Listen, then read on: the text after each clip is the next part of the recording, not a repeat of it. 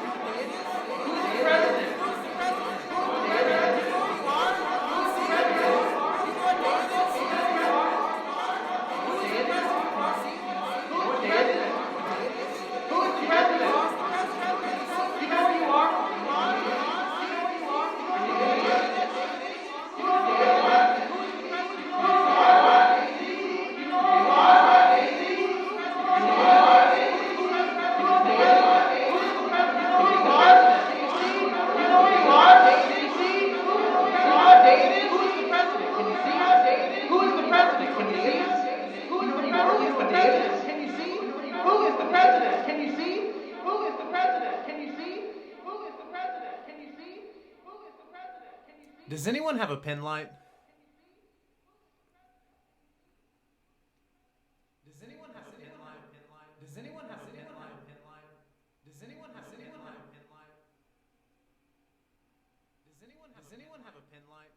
have a pen light? Does anyone have a pen light? Does anyone have a pen light? Does anyone have a pen light?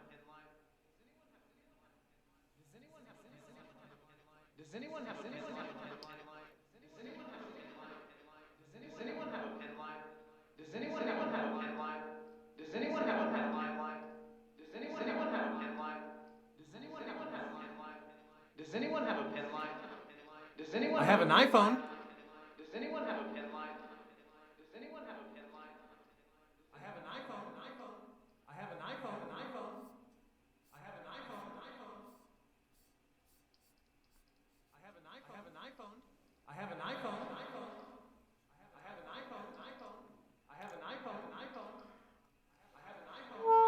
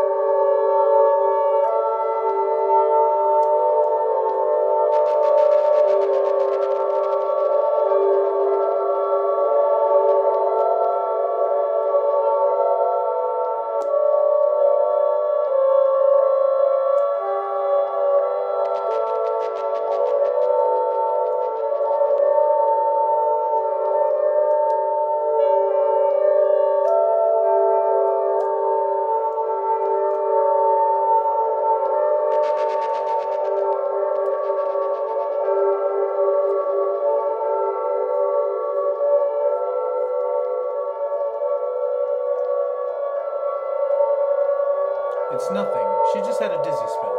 Yeah, just dizzy spell.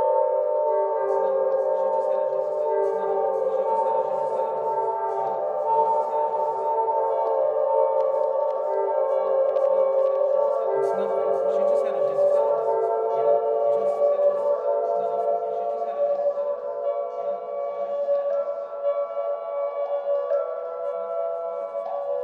it's nothing. She just had a dizzy spell. Yeah, it's nothing. She just had a dizzy spell. It's nothing. She just had a dizzy spell.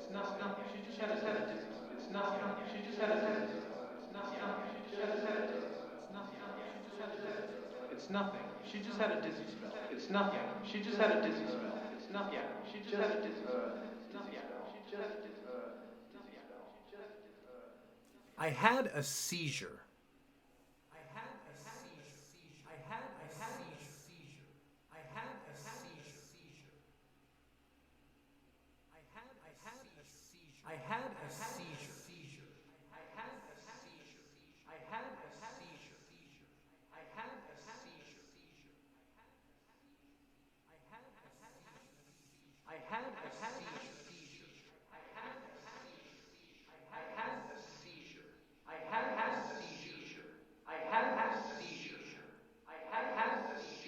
I had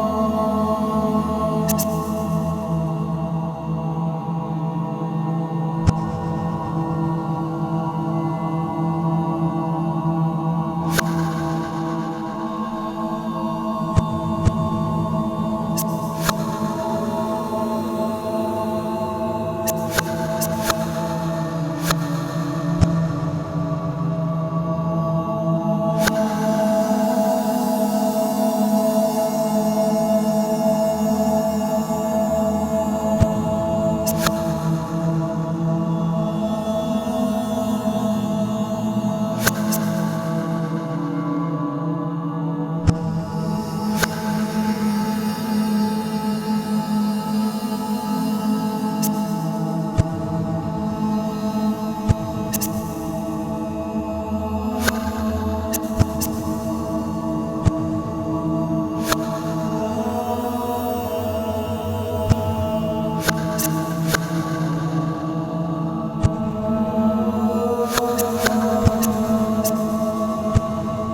a seizure.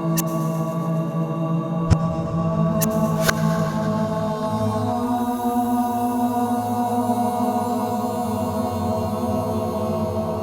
had a seizure. I had a seizure. I had a seizure. I had a seizure. I had a seizure. I had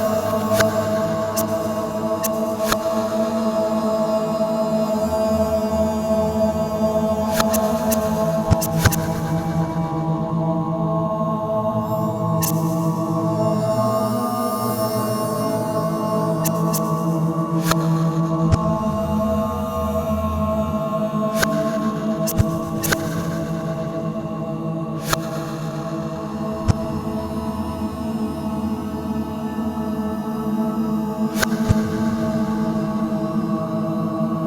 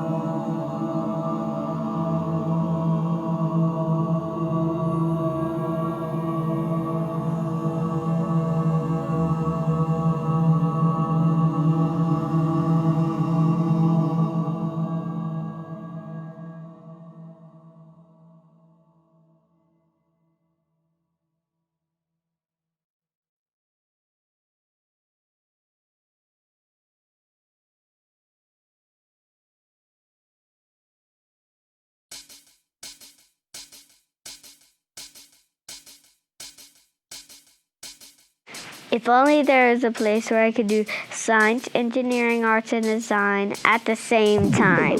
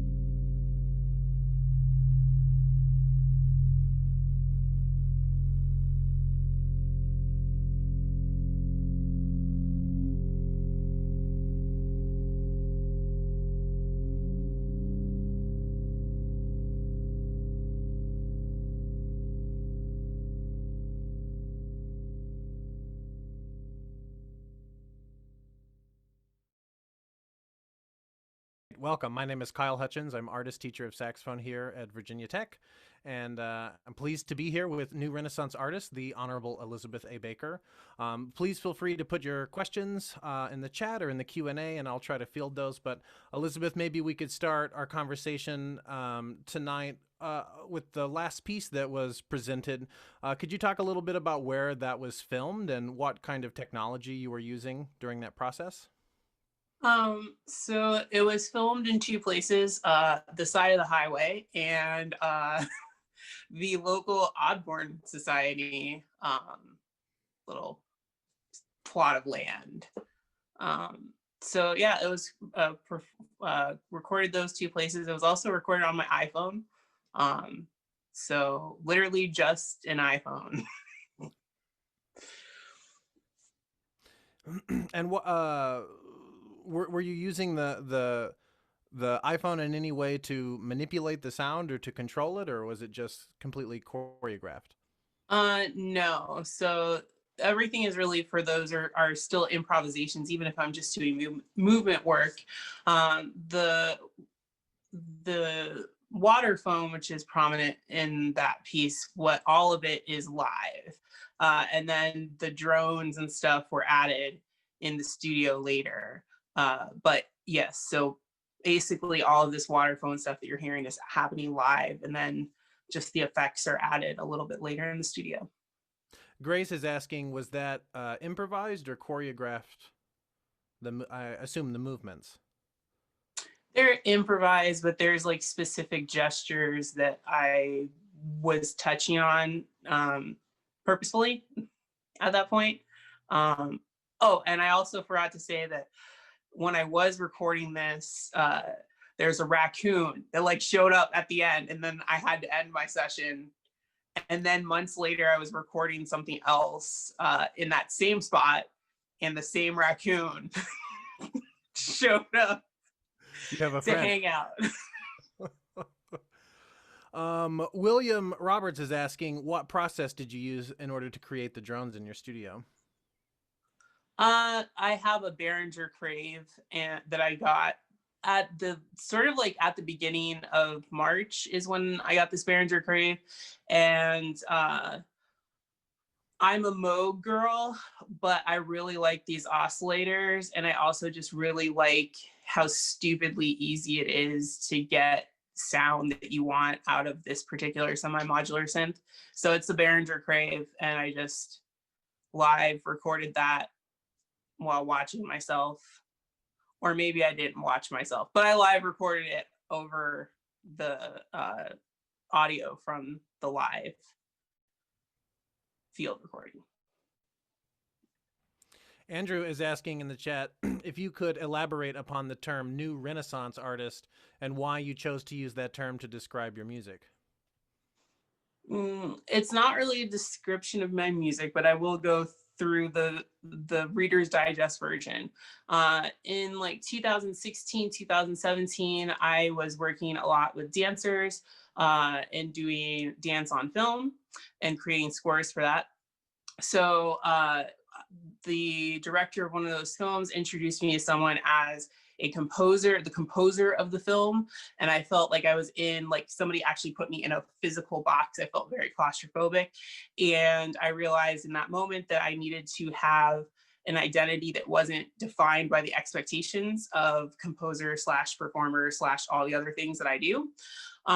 And then I saw a video by Laurie Anderson many months later, and she talked about how one of the biggest pitfalls that young artists fall into is by allowing themselves to be assigned a label for the purposes of marketing earlier in their career that doesn't allow them to grow in the future. So I don't just work in music, I also am an author. I'm obviously a mover. I build things like hydrophones. And so new Renaissance artists made sense. Renaissance because in the Renaissance everyone did everything. New because I don't want people thinking we're eating turkey legs in the Dusty Run Fair. So no, that's really great. So you mentioned Laurie Anderson. Would you consider her to be an influence on your work? And do you have any other influences, music or performance wise? Laurie Anderson's not really like an influence on me so much as I just want her to adopt me as her grandchild. Same. But yeah, I don't have like what I would call influences. I'm inspired by a lot of different things, but I don't have actual influences. But I guess if I had an influence, I would say Pamela Z, as just like, I want to grow up and be Pamela Z. And she can be my aunt too. She can adopt me and be my cool aunt. Are you a fan of any other modular synths, or do any modular synths appear in the piece that you presented tonight? I like modular synths. I also like fiscal responsibility, and that's why I don't have a lot of modular synths. But I do currently right now I have like the Mother 32 by Moog, and I have the Behringer Crave, and I have the No Coast by Make Noise. And that really is, it's a good starter pack to like get stuff done, but also not have a ton of credit card debt. So it's very easy to go down that rabbit hole. I have many friends who have gone down that rabbit hole, and I'm normally the person that's like, hey, I know you want to buy this thing, but is it possible to sell something else and then buy the thing that you want that is somehow at a value less or equal to whatever you just sold? Okay, how about another question from William here? He says, did you start with a quote unquote normal composition productions earlier in your career, or was this path of work always your sound? I hope I read that correctly. So the whole thing about being a new Renaissance artist is that I'm constantly in a state of rebirth. So what I did 7 months ago is never the same as what I'm doing right now. And so, yes, when I was younger, you know, I started composing when I was like 4 or 5. And then people started playing my stuff when I was in my early teens. So, I mean, I was writing church music in my early teens. And now I am not doing that. In fact, I'm doing many things that my mom does not tell her church friends about because they are shameful. They involve like 9 vibrators and a piano, and that's shameful, and we don't talk about it. So everything is evolution, but I would think that if there's one common thread, it's that openness to whatever is coming in my practice and not telling myself no. How much, if any, of the work that you presented tonight was composed, like notes on a staff, or was it more graphic, or was it a text score, or was it all in your head? It's so field studies is in of itself a conceptual piece. There are specific rules in that it should be as minimally like manipulated as possible. This one had some rules outside of it, but the idea is to really put nature at the forefront and make it less about like the human-y narrative of like me. This was really a study with light, you know, and this is all shot in golden hour so that I don't have to do a lot. But light in these 2 spaces, they're just really one large bridge away from each other. And what can we do with that? And then of course some like Home Depot little task lamps that I had in my hand to create these sort of things going on. Okay, last question before we transition to the Lork performance in just a moment. How do you see live music performances changing in the post-pandemic era in composition to how they were before the pandemic? I will answer with what I would wish would happen. I wish that we would consider more of the visual aspects of the presentation of our work. because right now a lot of live streaming is just still like 1 point documentary style, and there's so much you can do with visual things, and it's a point to collaborate more instead of being the insular composer that does everything for themselves, but really opening up and networking with people, even if it's just over the internet, to create a really rich product. That's what I hope will happen moving forward. That's essentially what we did for the piece I presented of yours tonight. Exactly. Mm-hmm. All right, I think that's all of the questions. In just a moment, we'll transition to the Lork performance, but thank you so much, Elizabeth, for being with us tonight, and thank you all for listening.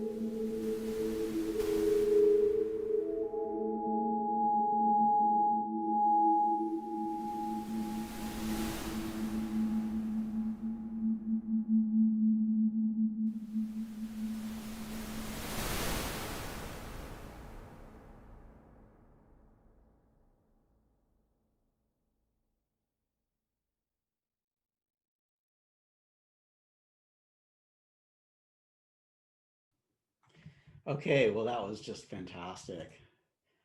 What a pleasure to hear all these pieces together. At this time, I'd like to invite all of the composers who participated to join up and get on get into our conversation. And we will just have a few minutes to accept any comments or questions that people may have from the audience. And again, congratulations to everybody who is part of this. And Elizabeth, if you're out there, we welcome you to join us as well.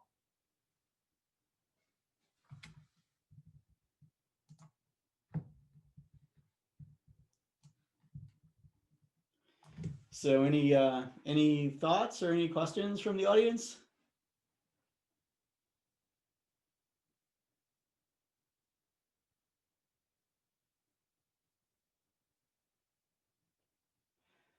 Thank you, Leslie. Yeah, this, I have to say, I mean, this is one of the most complicated concerts I've organized, with so many moving parts. But it was really necessary to get the quality that we needed for all of the different pieces of it. There was just so much in the performance that I really loved. So okay, it looks like we have a question for Izo in the Q&A. So Matthew is asking Izo if you could elaborate more on the software that was used for that performance and would allow the players to synchronize as they did. Sure. Can you hear me okay? Absolutely. Okay, fantastic. So very briefly, this is simply a patch for PD-LORC, a variant of pure data, designed to essentially connect users to translate information, which is very much like MIDI-like information. So in other words, we're translating events as opposed to the sound. And so everything is synchronized locally on each client. And because there is a synchronizing clock in individual clients, that's what's basically driving the synchronization to make it as accurate as it can get. But yeah, it's a free software. You can go to our website. I believe if you go back to the video stream where we streamed the video, we'll have to post it and make it live. I still am getting used to the whole live stream stuff with the YouTube, but if it's not there already, it will be posted shortly, and you can go and download it and mess with it and figure it out. So hopefully that answers your question. I'm happy to, of course, go over greater details if there are any, if you're interested afterwards. Izo, we have another question from Nat in the audience. How are the composers in the laptop piece affiliated? So this is truly a crowdsourced work, because what's happened is that every student in there were 6 students, or there are 6 students. All of them should be named in the program. And I believe they're also here on the Zoom call, but basically, and if, you know, maybe you can also certainly ask them what their thoughts are on this too. But basically, every time we would meet and rehearse, we would ideate and I would prepare different musical exercises as we're looking to familiarize ourselves with a new tool. And we were experimenting to figure out what is our story, what is going to be our piece. So basically, everything you've seen in there, every track that each of us performers has laid out was actually composed by those students. So basically the piece has grown organically together with everybody's contributions coming together. So each of the students effectively have been both composers and performers, but also instrument designers, because all the sounds you've heard there are also basic FM synthesis that they modified the parameters and designed their own instruments as well. So it's kind of like a full tour de force. Fantastic, thank you. I have a question for Charles. So Charles, first of all, what a beautiful piece. It was just really stunning. Thank you.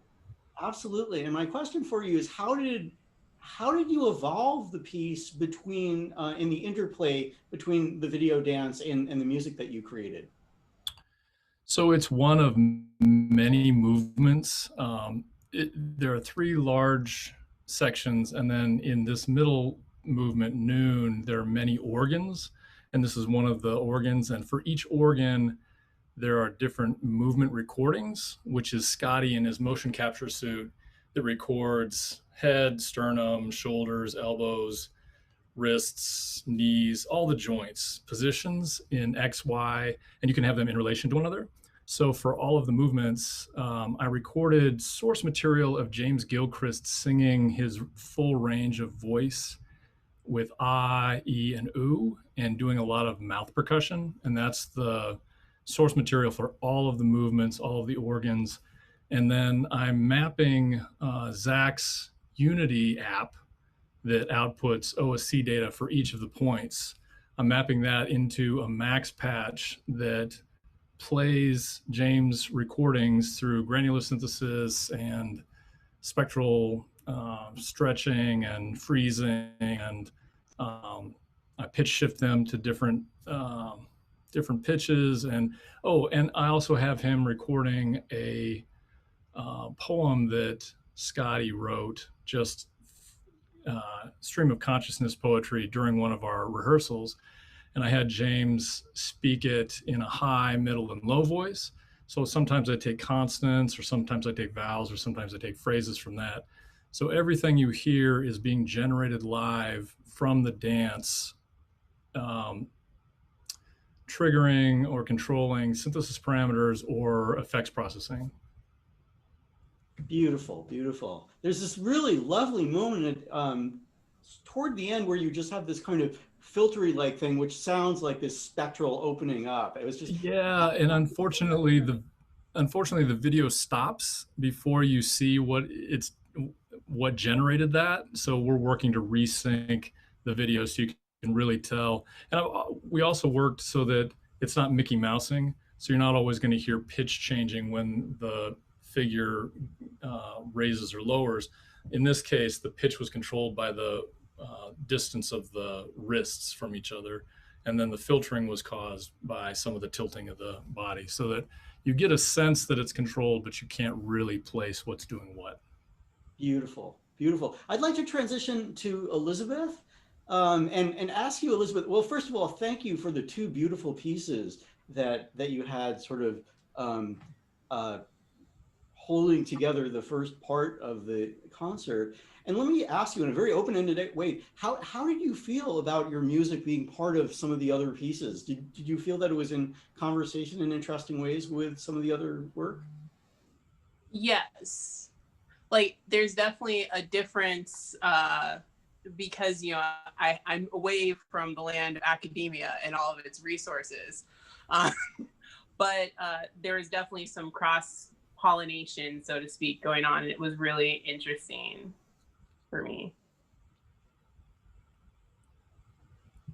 Beautiful. Well, I mean, and this could be a much longer conversation. I mean, one of the things that I think is so special about you and your artistic trajectory, Elizabeth, is that you are outside of academia, and you have, in a sense, you know, you don't have to write papers about what you do. You just do it as well as you can.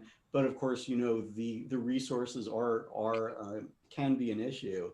You know, we have a space with 150 loudspeakers in it, and sooner or later, it's gonna open up. We're gonna get beyond COVID. Just out of curiosity, what would you do if or let's say maybe when you would have access to resources like that?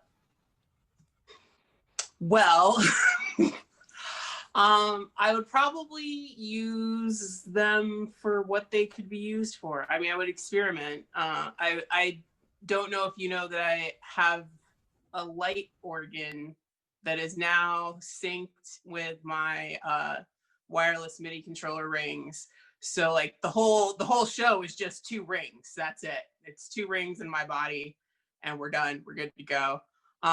If I had all of that array, I'd probably talk to Carolina Ike about how we could do like theremin in all the speakers and pan from those rings, because I know that's something that Carolina does. And I just ordered a Clarivox a few weeks ago. So whenever that comes, yeah, I would really just be interested in what could be done outside of the parameters of like super planned stuff. I have ideas, but nothing is concrete until you're in there in the space. So true. Well, we're going to have to remain in conversation with you because I mean, personally, I'm just so fascinated by the work that you're doing. It seems to me that there's a kind of there's a kind of a special beauty to it that I have difficulty really articulating exactly what it is, but and may have something to do with just the way that you're in communication with environments, which seems to me like a very different thing than anyone else I know is doing. But it's definitely something I want to hear more of and want to learn more about. So we'll keep those lines of communication open.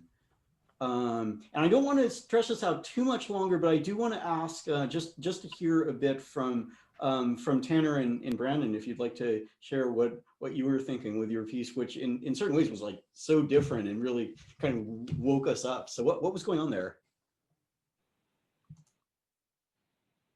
Brandon and I made Mood in about 3 days to accompany several visual works that ICAT was presenting, and it was presented in the cube in the cyclorama. So you're looking at 180 degrees of cylindrical projection, and the piece you heard was actually distributed on the 150 loudspeakers. So it's always a fun task to take that and sum it back down to stereo. But I think Brandon did a great job, and there's some things we focused on where we're using open source software and sounds as much as we could, and everything that we had on hand to make it work in just a few days. Anything else, Brandon? Yeah, I appreciate it, Tanner. And yeah, I just wanted to add that it was super fun to work with you. And we basically just sat in a room together, and he brought his keyboard, he jammed some things out. I brought my laptop, jammed some things out, and we just kind of smashed them together. And that's what you heard. So. Fantastic. Well, does anybody have anything else that they'd like to say at this point? Could you talk some about your piece, Eric?